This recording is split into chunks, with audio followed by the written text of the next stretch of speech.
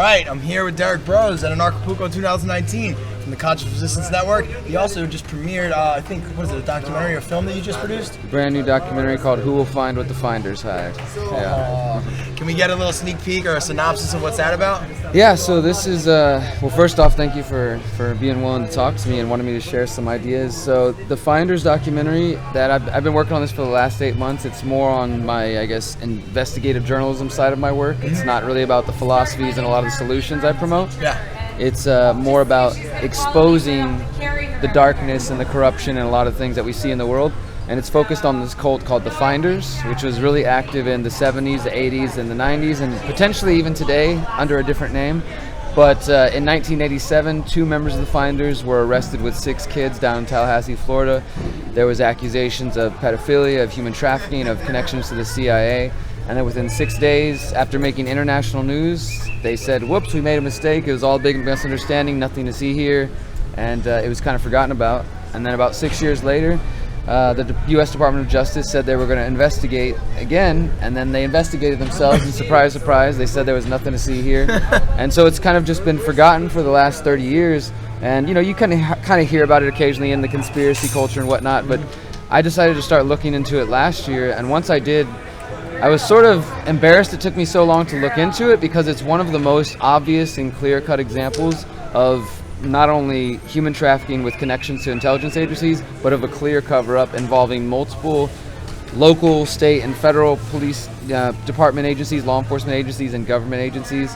And and so I think that this documentary, what I put together, it's a 59-minute film. It's the results of my 8-month investigation of easily 100+ hours of research, of interviewing former members of the cult, of trying to interview some of the law enforcement involved, some who are less than willing to speak or a little scared to speak up, and it's now been put into this film.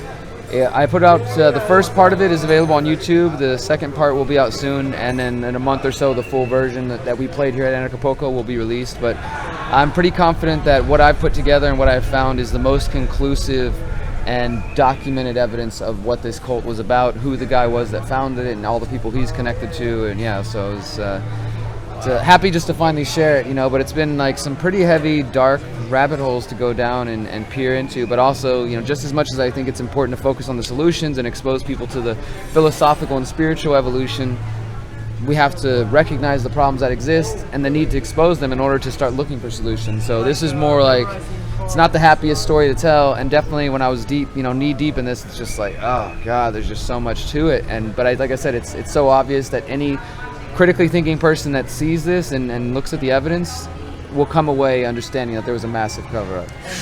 Wow. So this cult's called the Finders, but like, is it just about them? How big are they? Is it like this weird, is it just a strange group of people? Obviously not, because they're connected to the agencies and stuff. So my question is it just them that are doing this, or is it for the agencies that they're providing the service for? So the official story, and according to the members of the Finders, including this guy named Robert Terrell, who is the spokesperson of the Finders, he was, in his own words, the right-hand man of Marion Petty, who's the guy who actually founded the group. He died in 2004. He claimed, Robert Terrell says he shared a toothbrush with him for 25 years, so he's in a position to know what was up. Officially, they say that they actually claim that they were the pioneers of unschooling and peaceful parenting, and that they're just an eccentric group of former hippies who lived an alternative lifestyle. Because for one, the name the Finders, they get that from Finders, collecting Finders fees. They claim that they were an international group of journalists, and that, you know, that's just what they receive, Finders fees for helping people find data. The interesting thing about it is in 1987, when this thing happened, they already had broadband internet. They were already using text messaging technology. They, you know, the warehouse that got raided, their property they had a 600-acre farm in Virginia and 2 properties in DC. Interesting side note, if you put the address of their warehouse on the map, it's about 1.5 miles away from Comic Ping Pong in DC, for people who understand that reference. Yeah. But so they claim that, yeah, they're just this eccentric group of people who got caught up in this whole misunderstanding because the kids were living free and society doesn't understand it. But again, the more you look into it, when their warehouse was raided, they found these high-tech computers, and we're talking 87, so some computers were in existence, but not nearly to the degree that they had them. Broadband. They had broadband. They you know, just, there was, according to one customs agent, there was evidence of them purchasing children from a contact in the Hong Kong embassy. Lots of connections from China that were prevalent in this. And so it seems pretty clear that the man who founded it, Marion Petty, he was an Air Force Master Sergeant. He retired after World War II. He allegedly worked as a chauffeur, and he chauffeured around all of the leading generals and all the top people in the Air Force and in the military, all the way up to the president. And then officially, he retired and he cut all his ties to intelligence. That's what they say. And then he just decided to randomly go start a cult, and he ran this cult sort of with an iron fist, but it was, supposedly in their words, it was voluntary. But the way that it worked is they called him the game caller. Yeah. And so every day they would say, will you be our game caller? And he would, okay, I'll be your game caller. And so he would say, go find $100, come back tomorrow. Come back with a red bag stuffed with teddy bears, just random things, right? And they would do it. They would do pretty much whatever he said. He also didn't let the men and the women live together, so the men lived in one place and the women lived in another place, and the women were only allowed to approach the men for like romance or sex. It was like just the way he ran things, and they all listened to him. They listened to him like no matter what he said, even when it was to their own detriment. And so I will say this, that none of the former members of the Finders or any of them have ever come forward and said to blow the whistle, right? They all claim that no, there's no truth to this. So that's one thing, that nobody has come forward. But what I think was going on is that Marion Petty was running this like an intelligence operation or like a military operation where it was highly compartmentalized. So he had an inner circle and he had an outer circle. And it's highly possible that the people in the outer circle truly didn't know what was going on, especially because he had them all running all over the country and traveling internationally. Apparently it was only his international circle that was traveling internationally. I believe those are the ones who were involved with the trafficking. I see. The other people may have had some knowledge, or they may have just been like to keep up appearances of just being a weird cult, right? So there was traces of them in San Francisco, Kansas. There's been evidence found of them in like Costa Rica, all over Europe, and they're definitely an international group. And when they raided the warehouse, they found maps with numbers listed from all over the world, different contacts that they had, and there was like books on mind control. There was information on like bank secrecy, on avoiding the police, on just they were a very, very organized international group, but they claimed that they freelanced as journalists in order to provide their income, and that was kind of just what they do. But what I think it really was is that was their cover. We know that the Central Intelligence Agency and the other intelligence agencies use the media and have used the media for a long time to kind of get their bullshit out there. So what I think Marion Petty, the founder of the Finders, was operating under is known as a NOC. It stands for a non-official cover. And this is kind of like, and you see in the movies, like, if you're caught, we'll disavow all knowledge of you. Like that's like an official, actual thing. So if you are, so he retires, right? Officially retires. He has nothing to do with this. And it seems, by all appearances, and definitely the evidence that we provided in the documentary, that what happened is he retired and then he went into the business of just starting a cult. But he was still operating on the direction of somebody, it seemed. And when the whole arrest happened and it became international news, not one single agency tried to find him. They knew that this group was founded by a mysterious man. I've actually only been able to find 2 pictures of him. I went back and found some of the newspaper articles from 1987 and found one of the only existing pictures of him. The other one comes from Robert Terrell's book. He wrote a book about his experience in the Finders called The Game Caller. So this dude is just this, charismatic leader who everybody loves and is just so, well-spoken. He's a spiritual teacher and yada, yada, yada. But it seemed like that was the whole front. Like the Finders are also connected to a number of different organizations. One's Finders Corps International, Future Enterprises, a dozen different front companies all around the world. And some of the members of the Finders are still alive today. They're still journalists out there. They're still writing articles and still mainly focused on technology. A couple of them, one of the mothers actually, one of the moms of the kids that was involved in the initial incident. So again, the moms weren't even living with the kids. The kids were traveling with these 2 guys, supposedly on the way to Mexico. So they were probably in the middle of being trafficked is what happened. And the only reason anything happened is some anonymous caller said they saw these 2 well-dressed men, because the Finders always dressed in suits, in black suits, and they were with these kids who were all just looked dirty and disheveled and just like they hadn't ate and stuff. Somebody called the cops, and that's kind of how the whole thing got started. And apparently there was another van there in the city with another group of Finders and another group of kids, but once the word got out, he told them, Marion Petty sent the word for all the Finders to scatter and to flee and get out of there.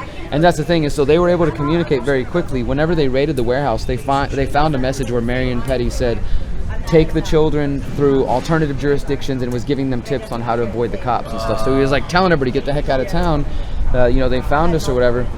So I think that Marion Petty retired, and then they put him in there as a non-official cover, as just this spiritual guru, and he brought in some people who were just journalists who were helping him with this trafficking, this network. And I mean, that's what all signs point to. And like I said, I sat down and interviewed Robert Terrell, who is one of the right-hand man, the spokesperson for the Finders, and I asked this straight to his face, like, about the human trafficking things, about the pedophilia, and there was some claims of Satanism.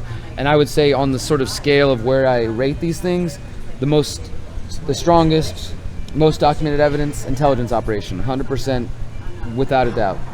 Human trafficking, more than likely in the range of 80 to 90% possibility. Yeah. Satanism claims, very little evidence to that point, in this case at least, and I think that might have kind of been thrown on top as a way to sort of discourage people from actually looking at it. Yeah. Because really, in my experience, man, like, what I'm trying to do with this documentary is take it out of the conspiracy culture, and I view it more as like a true crime documentary, because there's so much evidence to this, and it's like dealing with some crazy, weird conspiracy stuff and government cover-ups, but there's just so much overwhelming evidence that anybody who looks at it should come to similar conclusions.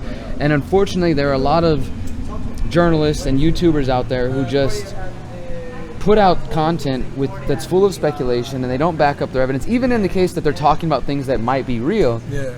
And unfortunately, the audience is willing to just swallow it up. Like, we need more critical thinkers. We need people who are willing to call out channels and journalists and people and say, hey, dude, like, this might be true, but you didn't provide any evidence of it. So because of that, I think people have become kind of numb to the idea of this human trafficking or the pedophilia and stuff. Like, yeah, people know it exists, but when I tell someone, hey, I'm working on this thing, and say, yeah, I know that's happening, but about all those sort of rumors of that case or speculation about this case, when this particular case for example, one of the things I'm going to release is kind of like Mark Passio's ARC drive, but this is specifically about the Finders. It's a USB drive that I'm going to be selling that has the full HD version of the film, the audio version of the film, the full hour-long interview that I did with a member of the Finders, an audio interview of another member of the Finders, all of my documents, my timeline of events, pretty much everything that I used in order to put this together, because I want the information to be distributed, and so people can, and of course the transcript with all the sources and everything like that, because I know that this is very well documented, it's backed up by fact, and I want to encourage other journalists and YouTubers and researchers to do the same thing, because unfortunately this area, you're basically doing a disservice to the community and to the research when you're just out there peddling bullshit. I mean, or just things that are just like, yeah, that might be true, but we can't, you know what I mean? Like, I want these things to move out of the realm of conspiracy and into the realm of like documented fact. So that's what I'm trying to do with this documentary. That's awesome. And I agree. I think it hurts the cause when people take it too far and go into the speculation realm. It's fine to speculate, but like, for example, on my channel, if I move into speculation, I make it clear to my audience, like, okay, I don't have facts 100% for this, but this is what I know, and I'm drawing these conclusions. You make your own conclusions. But when I'm making a documentary, when I'm putting out an article, an essay or something like that, and if my name is stamped on there, it's because I know that everything that's written in there, I can show you the facts behind it, right? And that's just where I'm coming from. I know other people have other motivations, but I don't think my goal is to reach as many people as possible. And you can reach a lot of people with a viral YouTube video speculating, but like, maybe those aren't the people that I need to reach. If the people who already know and are willing to accept these things without a shred of evidence aren't necessarily the audience I'm looking for. That's true. I'm looking for the people who are skeptical of these things and who aren't going to go on to some of the conspiracy channels, but who might sit down and like, wow, holy crap, this was like fact after fact after fact, and I can't deny it. You know? That's what I'm aiming for. That's dope, man. Well, look, here's the question, the burning question in my mind. Even besides the Finders, I've looked into plenty of other research that proves that there's some sort of like operation going on with human trafficking, especially with children for some reason. The burning question in my mind, and whether or not you have the evidence or if it's just speculation from this point, is why? For what purpose? What are they doing? What are they gaining from it? Well, I do believe, like others have come to the conclusions, I think it's multiple reasons. One, I would say, is to inflict trauma into the minds of the next generations, to some of these generations. I have a good friend back in Houston. She has a nonprofit called Not On Our Watch America, and she is a victim of child sexual abuse, not kind of like ritual abuse in these ways, but just in general, like, a family member, something like that, right? And she's now like in her 60s, a 70-year-old grown woman, but it's something she's still like processing and still dealing with. So she decided to found a nonprofit to help other victims of sexual abuse, because more than any area, when you're talking about abuse, physical abuse, emotional abuse, sexual abuse, you know, you heard the phrase hurt people, right? That's more true than any other area when it comes to sexual abuse. I can't remember the exact statistic. You know, she's always rattling off. I forget it at the moment, but it's a very high number of people that if you've been sexually abused, physically assaulted in this way, sexually molested, many times people end up doing it to other people. You know, and I'm not saying everybody, obviously, but there's definitely a high percentage of that. And I think because it does, well, and like in a lot of ways, sometimes like we're lied to by people, and then we end up repeating the same behaviors and things that have been done to us. And there's like this sort of paradoxical nature of that. I think that perhaps these very, and not just in the sense of like say an individual out there touching their family member or something disgusting like that, but this organized thing, because it's absolutely true, like our friend Howard says, that this is organized crime, and there really is a culture that exists. You know, that's what people need to understand, right? You know, as we're asking the why is, well, the first is that this is a culture that exists, both in the sense of religion, of politics, of Hollywood. You know, it's all over the place. I mean, just last week, the Houston Chronicle, the local paper where I'm at in Houston, they actually did some real journalism, and they released a 3-part investigation showing that the Southern Baptist Church, which is based all over the U.S. but mainly in Texas, they found more than 700 cases of pastors and youth ministers and different people involved in the church molesting and touching little kids. And in many of the cases, they're still, you know, they just get moved to a different church, you know, things like that. And 2 weeks ago, the Pope came out and admits that at least one of their churches, the priests were keeping nuns as sex slaves. I mean, so how many times are we going to hear these things before we accept that this is a culture? It's not just there's a couple of bad apples, kind of random things happening. No, this is why you find it in Hollywood. This is why you find it in the politicians, and you find it in the intelligence agencies, and you find it in, you know, the churches and the religions, because behind closed doors, these people who are parading themselves as the authorities and as the leaders, they're into some sick shit. I mean, that's just, so, you know, saying that to get to the why, I think a part of it is, again, to fracture the mind of the future, maybe to help promote the culture. Some people believe there is an effort to normalize things like pedophilia, to get it more common, like, and put it in the media, and so that it becomes kind of an accepted thing or an okay thing that, like, hey, that's just sort of normal, right? I think that there might be some truth to that. And then there's, you know, people like Mark and others who talk about, you know, the ritual abuse and things of that sort. So, you know, I think we're still in the search for the specific why. People have different motivations, you know, different reasons why they're doing the things, but in the organized fashion that it happens, and when it's connected to the highest levels, you know, I think it is in order to corrupt the minds of the youth and of the future generations, to put them in a place where they're having to work on their trauma and recover from that for the rest of their lives. I mean, all of us are recovering from various forms of trauma, but I believe that if you're, you know, growing up in a system, an institution where from a young age you're being passed around like a sex toy, or you're being abused. I mean, let me just tell you 2 little gruesome details about the finders. Even though these men deny all claims, and they say that the U.S. Customs agent just made up the whole thing and he just imagined his whole report, they can't deny, or they have no response for when you ask them, well, what about the Tallahassee doctors from the Health and Rehabilitative Services that said that one of the girls' hymen was broken from, you know, vaginal penetration, and one of the boys had loss of anal spectral control due to sodomy? They can't answer where that comes from. Like, I don't know, who knows what happened. So my point is that if these young kids are growing up and having these disturbing things happen to them, like, I can't imagine how difficult it is to try to turn into a functioning adult, you know, after that. And I think also if they're growing up just constantly in that, then they're probably bringing them into the fold. Maybe they reach a certain age and they're like, now it's your turn to keep the tradition going, so to speak, you know. And I know that sounds really fucked up, but I think that would be my educated speculation based on my work in all these various areas that, I mean, I think, and other people's work as well. I mean, I think that's really what it comes down to, is they're trying to fracture the minds of these. It's also a very spiritual attack. You know, they're trying to drain us emotionally and spiritually, and to keep us from being able to become the beautiful, powerful human beings that we are capable of being. And I mean, it's a lot to overcome, man. It's really disturbing. And it's also, I think, even in these circles of, you know, people being awake and aware, that it's not something that everybody wants to stop and like recognize is taking place. You know what I mean? It's not fun. It's not glamorous. It's not glamorous. It doesn't make you feel good. It doesn't feel good to investigate this shit for 8 months and to be like going down this rabbit hole and keep finding more and more information. Like, I was thankful, and I just kept thinking, you know, what I think about when I do this, and then I had the similar feeling when I was watching this documentary of last year called Open Secret, and it's about how this stuff happens in Hollywood. If anybody hasn't seen that one, check that one out. But also equally difficult to watch. And what I kept telling myself is like, well, if this is difficult for me to watch or to research or to investigate, what about the fucking kids that have to live this? You know what I mean? Like, they're living it, and if we just, oh, I can't think about that, or I don't want to talk about it, well, then their suffering truly was for nothing. You know what I mean? Like, obviously they're still suffering, and maybe, you know, they're still dealing with whatever trauma they have. But if we can make efforts to, you know, again, add credibility to it, bring some like hard facts and take it out of the conspiracy culture, then perhaps more people will be willing to speak up. I mean, because I'm telling you, in the process of making this, I've had all kinds of people reach out to me with their stories of their abuse they went to, people who knew of the Finders, people who attended some of the Finders parties, and different, and also people discouraging me from trying to make this as well, and things like that.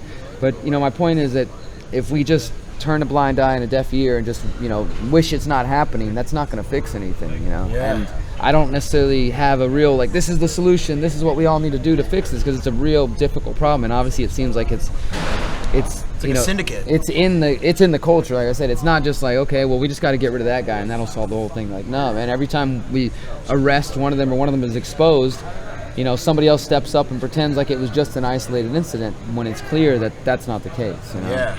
Wow, man, that's intense. We interviewed somebody, actually, the guy you were interviewing, we interviewed him recently, and he had a lot to say about things like that, like behind the Pizzagate and all that. I forget his name, but what was that guy? I can't remember his name either. God damn it. Well, go check our last video. Sorry. But yeah, dude, you're right. It does seem like trauma-based mind control seems to be the go-to weapon to control the population. Like, I'm sure you're familiar with all that MK Ultra stuff. They basically studied the shit out of how they could do that, whether it was traumatize you, whether it was get you on psychedelics and then traumatize you. Yeah. And you're right, it's almost like creating monsters. Yeah. And the ones that never heal are the ones that get brought into the cult and perpetuated. Absolutely. I'll tell you one more thing about the Finders, and then I'll let it go, just because this is something I've only told a few people. So the title of the film, it's very purposeful. Who will find what the Finders hide, right? And it deals with MK Ultra. So this is, like, again, another kind of rabbit hole that I found as I was digging this up.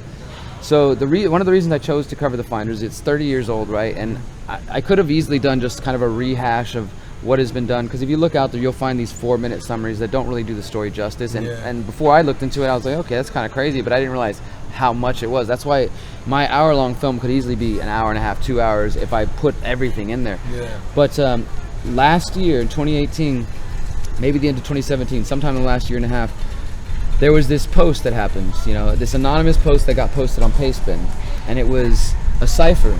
It was just, you know, a random set of letters and numbers, and somebody stumbled upon this, who knows how exactly, or if it was the person who put it out that was promoting it. But either way, this random Pastebin gets posted on Pastebin. If you guys don't know, Pastebin's just an anonymous posting site. Anybody can post anything, right?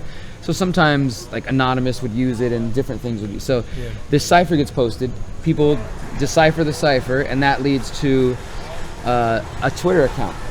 So they go to the Twitter account, and the Twitter account is, like, again, random numbers and letters and some weird looking pictures. It's not clear who it is, and there's only a few tweets, and the tweets have other ciphers on them, and so those ciphers lead to other random pages, and it's this whole rabbit trail, right? But eventually, after solving a couple of these ciphers, it leads to a YouTube account, and the YouTube account goes to an unlisted video that you wouldn't find unless you had the link, right?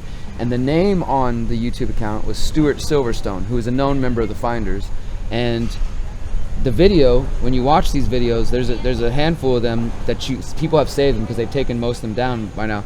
But there's really no other way to describe them other than like MK Ultra style type videos. And again, it could just be some weirdo making some random videos, but this is such an obscure thing that it's not like, if you wanted to make a meme and kind of like make fun of people, you would probably want it to go viral so people see it. But this is such an obscure thing that only a few people know about.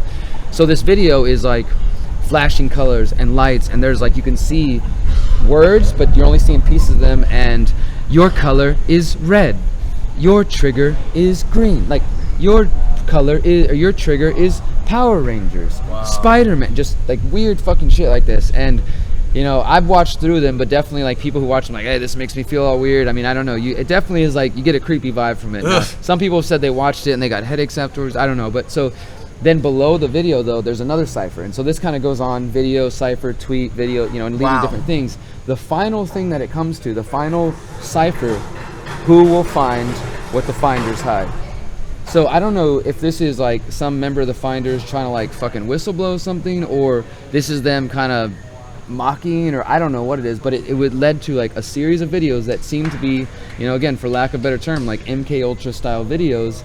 And the name on the YouTube channel was a known member of the Finders, because they were doxxed a few years back, and we have a list of everybody who's where, you know, all their details and stuff, or at least a list of members as of like the early 2000s. Yeah. And then that phrase, like, who will find the Finders hide? And so I basically chose, I'm like, well, whoever made this kind of random rabbit hole, they'll see my title, and whether that was, you know, somebody trying to like get some information out, or the other way, either way, it's kind of a wink to anybody who's been down that rabbit hole. Wow. So yeah, so it's just there's so much to this story. And when I did a Q&A at the premiere the other day, I went into kind of some obscure aspects, because there's things I didn't put into the film. You know, I went to go try to visit the customs agent. When I talked to him on the phone, he was initially willing to talk to me, but then he was like, no cameras, no recordings. And I talked to him on the phone for briefly a moment, said call him back in an hour. Next thing I know, he's like freaking out. Never mind, I don't want anything to do with you, leave me alone. What? Wouldn't answer my phone calls, wouldn't answer my emails for weeks. I left him alone. I'm like, I don't want to harass this guy. But I felt like I couldn't make this documentary without making some attempt to like physically talk to him in person, because I'm like, maybe if I show up in person, he might understand I'm serious about this and be willing to just give me fucking 15 minutes, and I can ask the questions I need, and that would be enough. But so I you know, again, I've developed some investigative researching skills in this process, and I was able to find where he works, and you know, where he he's retired. He teaches Tai Chi at an adult community center in Maryland.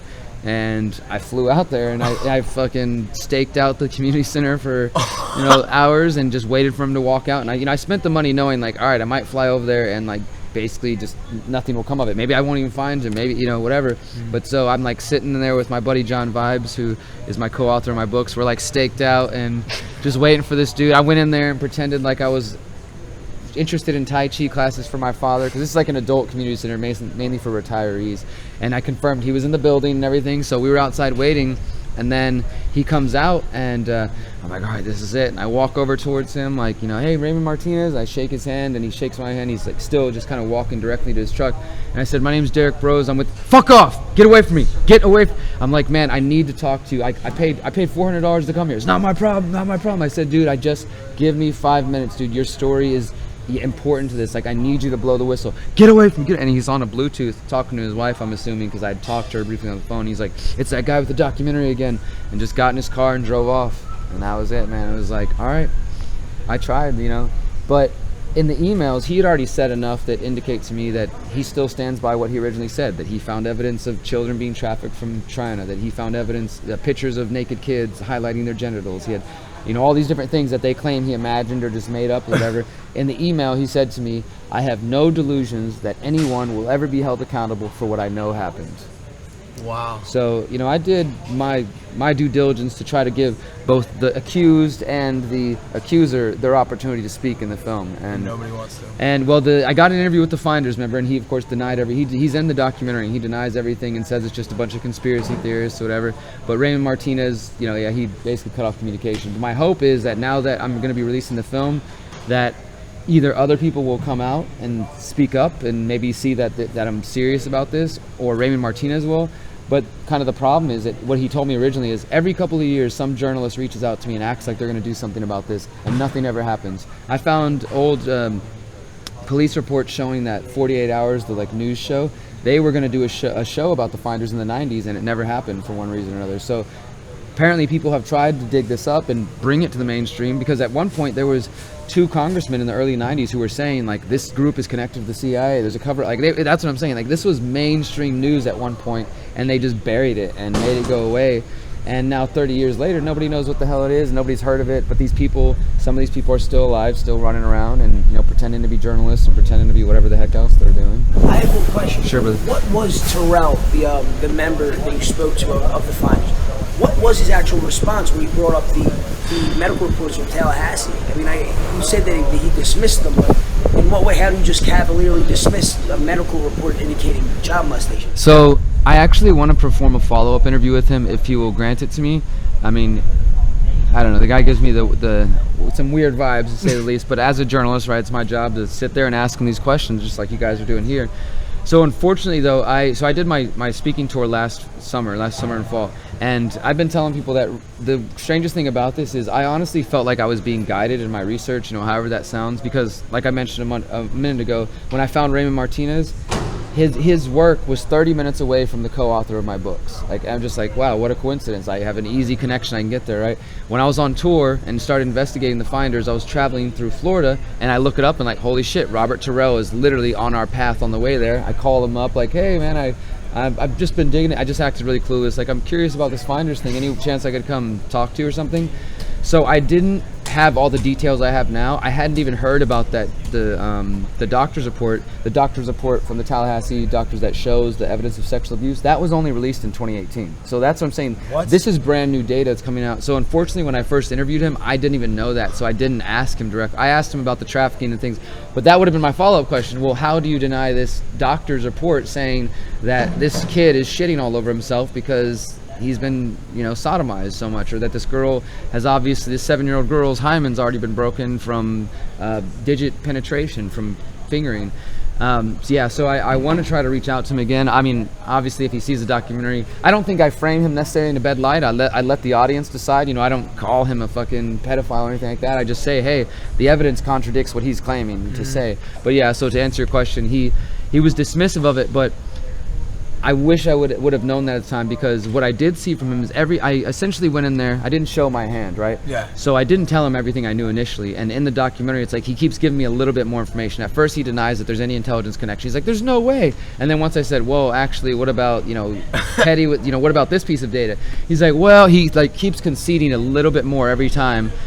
Because only what you can prove. Yeah, only what he knows. Like once I tell him, well, I have this information, he's like, well, yeah, he actually spends like this it's like this weird mental gymnastics answer he says something along the lines of being a yogi and a meditator is a lot like being an intelligence agent, and then he gives this like weird, long, rambling answer that just doesn't make any sense. And honestly, I think it makes him look bad more than anything. Like I'm like, dude, hang yourself if you want. You're hanging yourself with the rope. You answer it how you want. But he was just trying to. I don't know what he was doing with that, but it doesn't. I don't think anybody's buying it. Yeah, it doesn't sound pretty viable. Those CIA agents, they remind you so much of yogi meditators. Yeah, right? That's what comes to mind when I think of intelligence officers. Yo, that's crazy, dude. Damn. So, is that pretty much the focus of your work this past year? Is that whole investigation? So like I said, I try to always be focused on the solutions as well as like doing the investigative stuff. When I was on my speaking tour, the reason I like dove back into journalism is because when I'm traveling the country for 4 months straight, I can't like be at my computer researching. I was more. We're volunteering in communities every city we go. My partner's hosting meditations. I was doing a 2-hour presentation last summer called The Pyramid of Power, which was like a deep dive into all of the institutions that make us up. Did you stop by Philly on that tour? Yeah, we went to Philly. Yeah, I was there.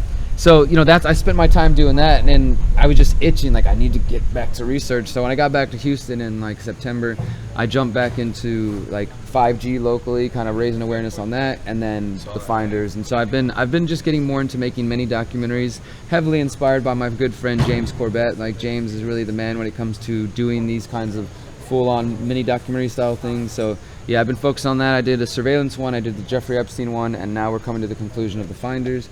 And I've got a couple of ideas of where I'm going to go next as far as the documentary stuff, but my work is always going to focus on the solutions, trying to promote the answer to these things, which in my view is working on our own internal trauma and our own internal pain, and working on the healing, as well as exposing this kind of shit. Because until people realize this is going on around them, like even among the spiritual community, I often tell the story that like when I first started waking up in the spiritual community I ran, it was beautiful when I had my meditation groups and consciousness groups, but every time I would try to bring up, like, say, this human trafficking or the police state, or hey, did you guys see what they're doing to the environment, or Monsanto, or whatever issue I was on, they were like, don't talk about it, don't manifest it. I don't want to hear it. You're gonna make it happen. Don't think about the bad things. And so I guess I'll just do meditation with you guys.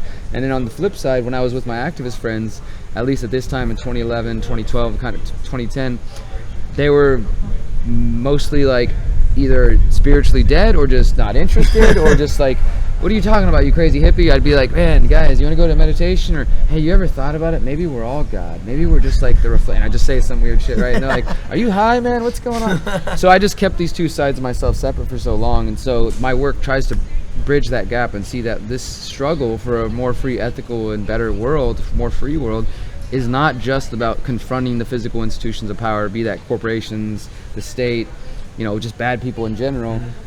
It has to have the spiritual, emotional, empowerment component. Otherwise, I think we're selling ourselves short. Agreed. And vice versa. If you're only in your head and your heart and you're floating up in the clouds and forgetting about the physical world because you think that Christ is going to come save everything, or God, or the aliens, or all you need to do is meditate alone. Meditation is extremely powerful, and that's what helped me when I went through my trauma. But there has to be an action component as well. Yes. So to me, it's like they're both important. So I'm always going to put some energy into journalism and some energy into exposing these things, as much as putting energy into like speaking at places like this and spreading the ideas. And I'm working on a new book right now, and just different things like that are more focused on the solutions aspect of it. So. That's cool. I completely agree, man. Yeah, like you have to have that holistic, like masculine and feminine approach, because one or the other is just you're on each side of the dialectic. And Mark Passy always says that's where they want you, man. Absolutely. They want you to either be a complete solipsist that's just like hiding out in the rainforest, not trying to help the actual condition, or they want you to be spiritually dead, logical person who's just like is so basically mentally and emotionally traumatized from all of the truths that they've come to know, and have no way of transmuting that pain through their spiritual body. Absolutely. So I definitely try to balance both of those things, and I'm a huge meditator, man. Changed my life, Absolutely, brother. Hands down. So how about, I want to ask you one little aside note. I mean, it's the same sort of like dark vibe, but it's a different subject. I know you got a lot into, I believe you spoke in like a town hall in Houston about the 5G thing. Mm-hmm. So I'm a huge like Tesla buff. I know all about that electrical shit, and I'm starting to really understand like what they're actually doing with that. Can you want to touch on that a little bit? Sure. So as I said, I got home from tour, and I basically, with my activism and my work, I don't necessarily only focus on, like, say, for example, the human trafficking thing that affects us nationally, internationally, right? Mm-hmm. But I'm also very much locally oriented. So I started to like, what's going on in my city? What can I plug into now that I've been gone for months and I want to get back involved? And again, like just the day I came home, I just happened to look up that Houston was being kind of launched as the first city to receive 5G in the country. There was now there's dozens, but it was like one of the first 6. But it was, Verizon was appearing, the head of Verizon, the CEO of Verizon was appearing at a neighborhood like 15 minutes away from me with the mayor of Houston to announce the world's first 5G customer. And so they had this big kind of press thing, and I was like, well shit, I'm going to show up and see if I can. I had just started to kind of look into it.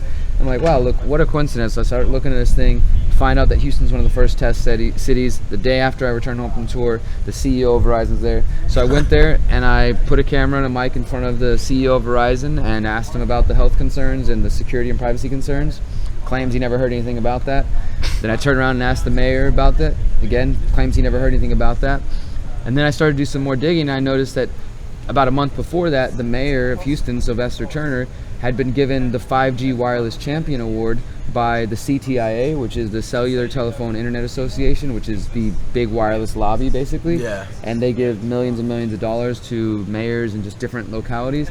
So I just started to like dive in and to look more into it. I also noticed that the FCC, like at that time in October, late September, they had just passed a new rule. The FCC is the Federal Communications Commission, who's in charge of, all the radio signals, all that kind of stuff. Just some more statist bureaucracy. They had passed a new rule that said that localities, municipalities, and state governments were no longer in control of the rollout of 5G. That the federal government, the FCC specifically, was going to take control of it, which is a huge power grab that most people still don't quite get what this is about, because there's health impacts, there's surveillance impacts, there's all this sort of stuff. But what I think is really going on is this is a further monopolization and corporatization of the infrastructure that's going to shape everything in the future of the world. The 5G, the 5th generation of cellular technology, which is what 5G stands for, is supposed to herald the Internet of Things, the IoT, right? And this is just a name for all of the tens and thousands of interconnected devices that people are starting to have. So from your smartphone to your smart fridge to your Alexa to your Echo to all the different devices and the smart doorbells and all that stuff, that is the Internet of Things. They're promoting this as 5G and the Internet of Things will allow for robot assistants, for driverless cars, for virtual reality and augmented reality, all the things that we've been promised through movies that people just desperately want, and faster internet, 100 times faster or whatever.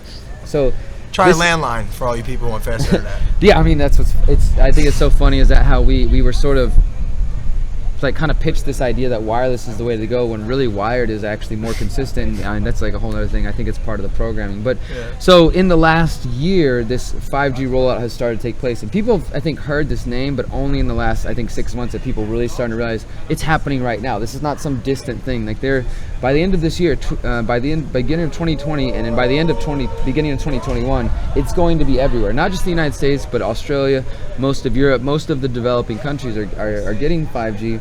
So yeah, I came back to Houston. I questioned the CEO of Verizon, questioned the mayor. I realized that the mayor was already in the back pocket of Verizon and the wireless industry. I saw that the FCC had passed this rule and was like seizing control of the local infrastructure. And it was like, holy shit, this sounds like a good issue, local issue that I could probably put some weight in. And over the years of being active in Houston for the last 8 years, I've been able to develop other local media contacts that I can usually reach out to and be like, hey, will you cover this for me? Will you have me on your program? Like, I've got a contact with like the local Fox station, the affiliate, and he occasionally does do some good investigative work. Sometimes it's fluff pieces, but I started reaching out to all of them and said, hey, like, you know, this is a story. And I went to city council for the first time. That's the video that most people have seen. It just went viral, and it's got more than like 500,000 views at this point. That was early October, and I've actually made 4 visits since then. And the reason I do that, the reason I go to city council is not because I go there expecting them to like, oh, please inform us, let us hear. I've been involved in activism long enough in Houston to know that they don't really give a damn. You know, I've been there for talking about things about fluoride. They passed a law making it illegal to share food with more than 5 people. I've been there on that, about police killings and all kinds of different things. And unless it's something they want to talk about, they just say, your time's up, next, thank you. You know, and they just dismiss you and move you out. And so I went there with the understanding that all of the city council visits are filmed, and so I can rip it off the city's website and then upload it to my YouTube channel, where it's going to be seen by a lot more people. Wait, that was the plan? Yeah, the only reason I'm going there is because I'm going to, like, I don't expect them to actually listen. I'm doing this for the people who are going to be watching, and it's had that effect. Like I said, the first video has more than 500,000 views. The second, third, and fourth each have like a few thousand views themselves. And each time, though, I was coming with them presenting more information, because what I started first is I started this email and phone blast campaign encouraging other activists. We started this group called Houstonians Concerned with 5G, and just started, I made a template. I've learned over the years to make things as simple and easy as for people as possible if you actually want them to do it. And here's a list of all the numbers, and here's a list of all the emails. Here's a template I wrote up. Just put your name and whatever words you want to add, send this off to them. And so we started flooding them with phone calls, with emails, and I was sending them all kinds of things. So I followed up with city council visits, like, hey, I've been contacting you guys. Have any of you read the emails? Or maybe it went into your spam folder, or I've got no responses from you. And again, not really expecting anything from them, but just to put it on record more. I want there to be documented that they have been informed, that they have been educated, they've been sent data, and that they're knowingly refusing to look at it, or if they are looking at it, they're refusing to address the concerns, because I'm not the only one voicing these concerns. And typically I'm speaking for hundreds, if not thousands, of people who can't attend, or, you know, can't make it, or just don't have the time or the resources. So I started going to city council and doing that, and as I said, we've done 4 or 5 visits. I've put those all online. They've done fairly well, and every time I brought them new details. Well, hey, because I mean, that's the thing, is there's so much coming out about 5G that there's just constantly new information for me to have. The Project Censored, which is this really amazing group, it's been around for about 25 years. They focus, like it sounds, on censored, kind of undercovered stories, and every year they release their top 25 most censored stories of the year. And their number 4 story of 2018 was this article that was written by The Nation magazine in February 2018 called How Big Wireless Convinced Us That Cell Phones Are Safe. And it talks about cell phones, Wi-Fi, and 5G. And it was a really, really good investigation, just showing this, again, this power grab that the telecoms are coming in, like just like every position in government. There's a revolving door between the industries they're supposed to regulate, right? So the former lawyers involved with the telecom industry are now involved in the FCC regulating the whole thing. So it's all just a charade. So I brought that to them. Hey, this has been the 4th most censored story of 2018. Hey, there's this study. There's this, you know, there are some people pushing back. There's a state senator up in Connecticut. There's a state senator in Michigan. There's a few people who are trying to say, like, hey, like, is anybody paying attention to what's going on here?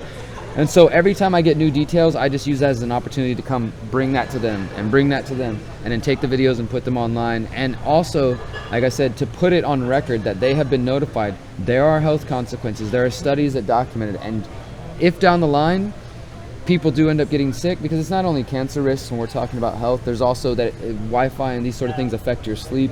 They affect your stress levels.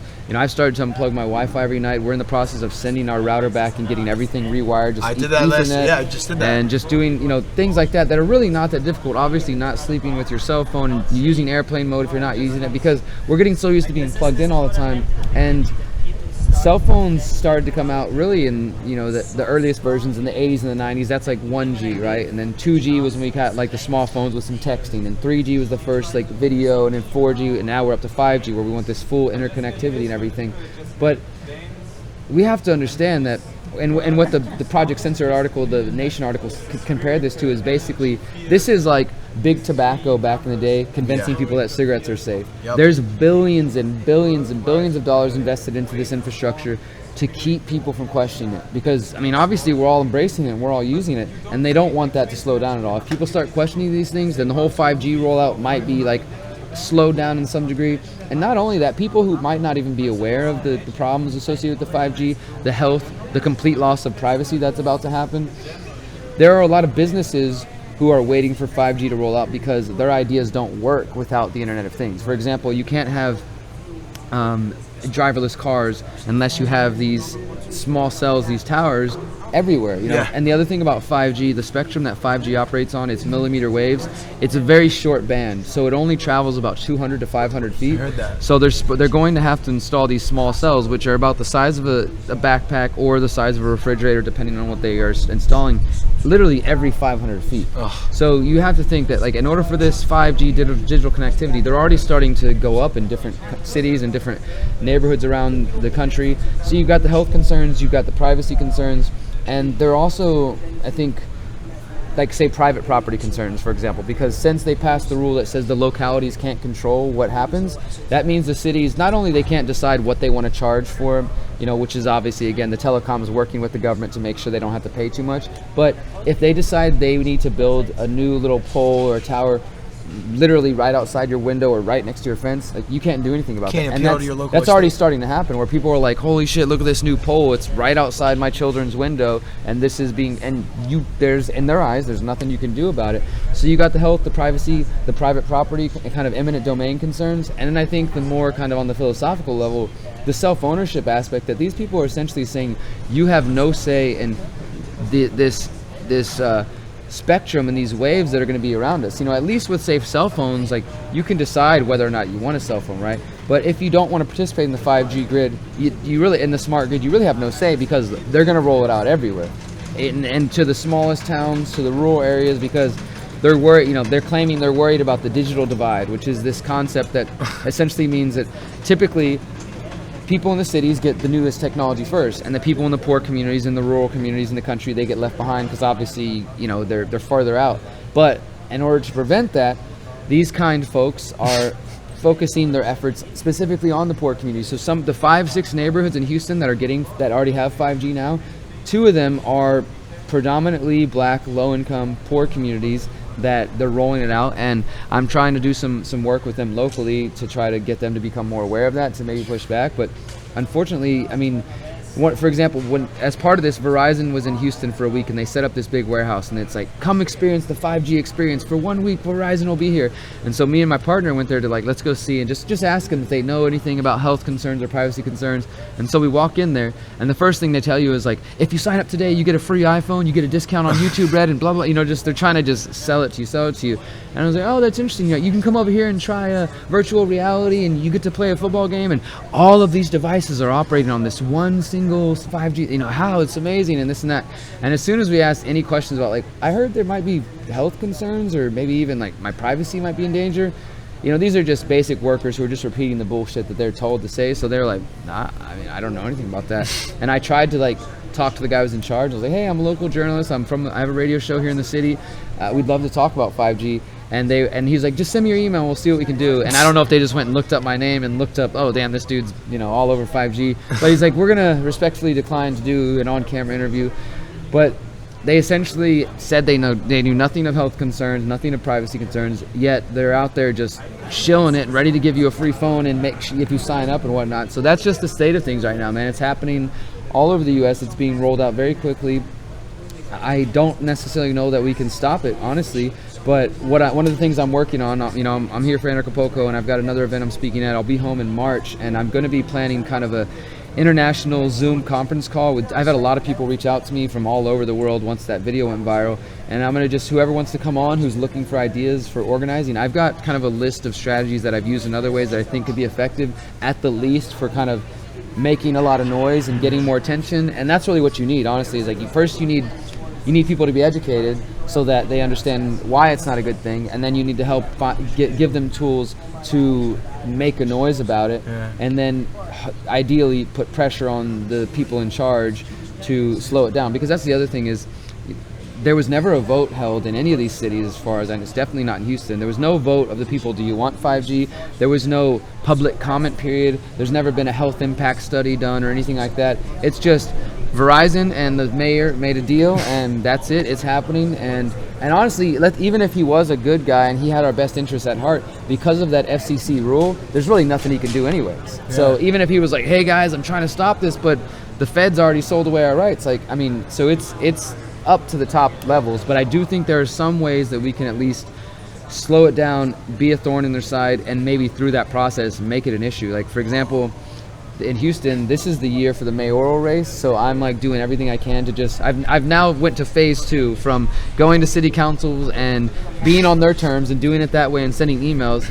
Now I'm going to every public appearance the mayor has and just putting a camera in his face and a mic in his face and asking about 5G. So I had the last mayor before him on the run. Every time she would see me, she would run away, and now we're at that point with him. So I'm excited, because that's my favorite thing to do, is go in there with my camera and see them kind of like get like a little apprehensive and like, oh, what do you plan to ask today? And like, just they want to keep this image and keep things very guarded and stuff. So I'm in that phase now where I'm just going to keep finding him everywhere he goes and keep questioning.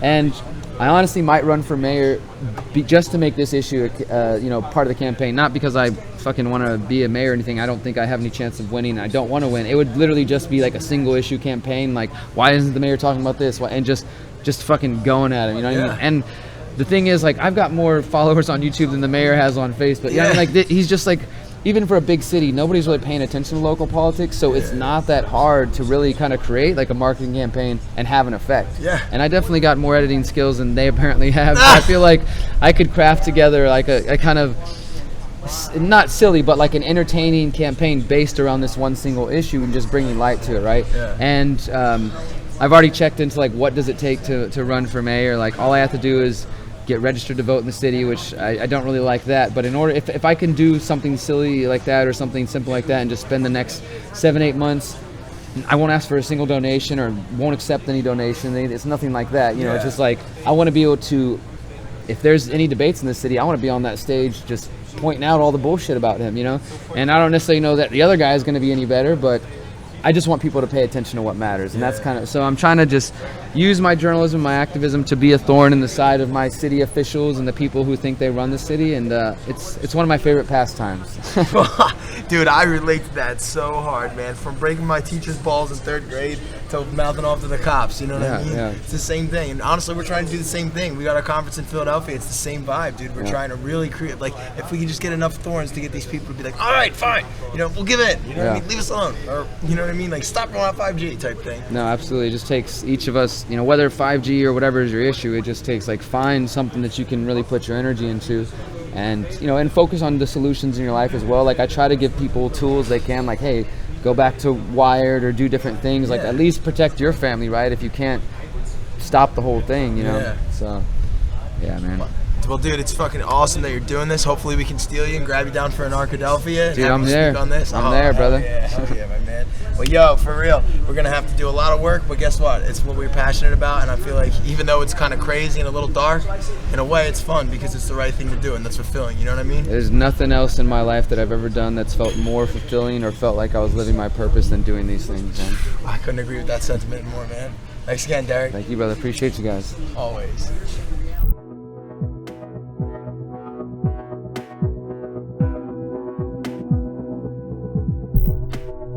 Join the State of Anarchy this September's Harvest Moon in Philadelphia, Pennsylvania, where this gathering of like minds aims to foster unbreakable relationships between the movement's leading forces, whom teach self-love and ownership, blockchain techno-economics, as well as exposing the Earth's sacred hidden knowledge. So will we see you there?